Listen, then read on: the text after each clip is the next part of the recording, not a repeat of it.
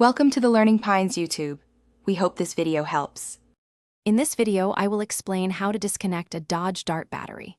First, prioritize safety by wearing appropriate gear like safety glasses and gloves. Make sure your car's engine is completely off and has cooled down to prevent any burns. You'll need a 10mm wrench and some battery terminal cleaner for this task. Having the right tools ready makes the process much smoother and safer for everyone involved. Now, let's find that battery.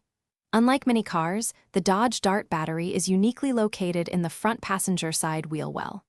To access it, turn your steering wheel all the way to the right, giving you better clearance. You'll then need to remove three 10mm bolts that secure the fender liner.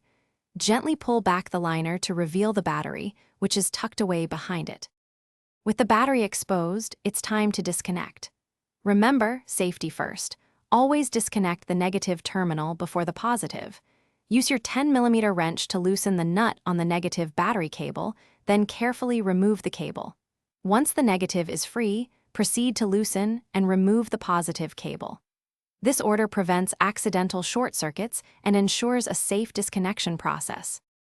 To reconnect your battery, reverse the order. Start by attaching the positive terminal first, tightening the 10mm nut securely. Then, connect the negative terminal, ensuring it's also fastened tightly. Replace the fender liner and bolts, and you're all set.